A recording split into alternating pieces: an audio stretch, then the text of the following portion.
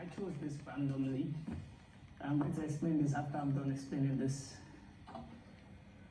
So this painting depicts me in a field, and this thing that looks like chicken claw is supposed to be the hands of my dad stretching above me. So I think I should start by saying, when I think about a hero, I think about my mom first, because always there. But I feel like I've always thought about my life, the kind of life I want to live, and I feel like I'm going to be exposed to a lot of things, and people are going to dig into my life, and I feel like the only person I feel like I should protect from all this digging is my mom. So that's why I try as much as possible not to release information about how anything concerning her anytime I'm asked. So that's what I feel like I should try and protect her from the world, or protect the world from her, something like that. So I decided in my head that it's mom, yeah, but this time around I need to do something for my dad as well, because there's a lot about him that I'm conflicted about, but I still know that I love him, and I know for sure that he loves me 100%, and that's why I still feel like he's still watching over me. My dad, the reason why I'm left-handed is this. When my mom was kind of pregnant with me, he was a police officer. He was a police officer at a point in his life, and there's this thing about him, he does things for people a lot. It's too much. I feel like it's too much, because he does it to the point where it becomes a detriment to him. So I feel like he was at home already. I'm going to tell this a very short story. He was at home already, and he got a call that something was a robbery or something was happening somewhere. But in fact, it was actually a planned thing, and he was supposed to be assassinated. So he got the call, knowing fully well that when you call this man for anything, he will come. He's the kind of guy that will go and help anybody. Just call him. Just tell him that there's a problem. He will go and try and sort it out for you. So he left with no backup or anything. And he got there, they were supposed to actually kill him. So they tried using the cutlass to cut him, his head, to behead him. But then he put his hand there. Sorry, his right hand. So he got chopped off. But something happened, and he got to the hospital. They had to sew his hand back together, so he could not use his right hand. He started using his left hand. And for some reason, he got very good at using his left hand. So when I started using, I no longer use my right hand. So if this boy is actually using his left hand, it's for a reason. So just let him keep using his left hand. I was close to my dad when I was very little, but then when I started growing up, it wasn't the same again. We started drifting apart.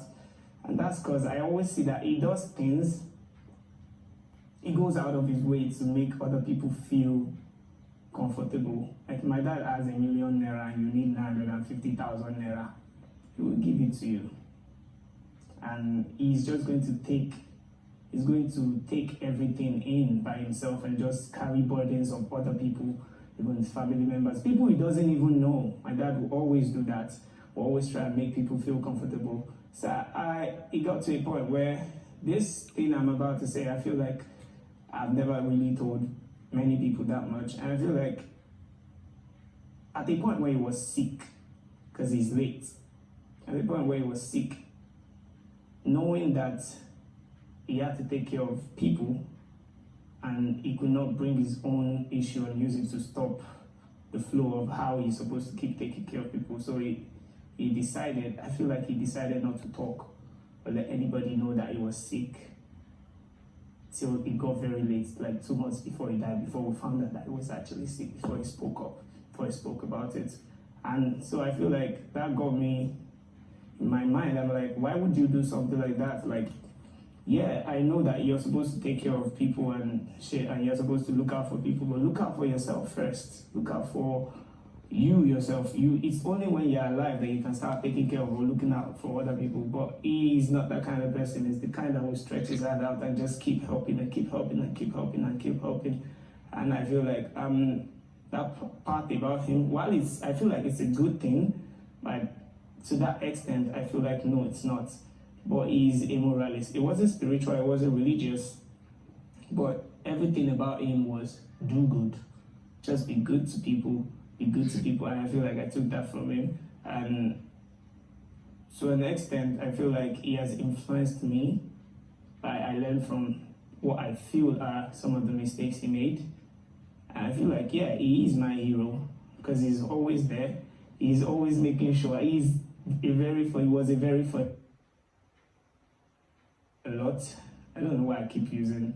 He made me laugh a lot and he made me happy. He was also a very happy man. And there are times when he would have burdens on him and you wouldn't even know that something was wrong with this man. And for the longest period in my life, I felt like he was as healthy as ever until when we found out that I was sick.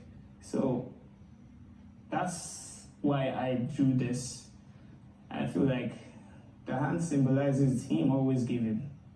So while he's no longer here on earth, I still feel like he's still here with me and he's still giving me his blessings, giving me protection, giving me everything that he knows that I need to keep moving forward. And I still always say that he's living on through everybody that he has touched. He's living on through them. And so I don't really feel he's dead and gone like that. He's still in me, he's still in my brothers, he's still in every life that he has ever influenced positively.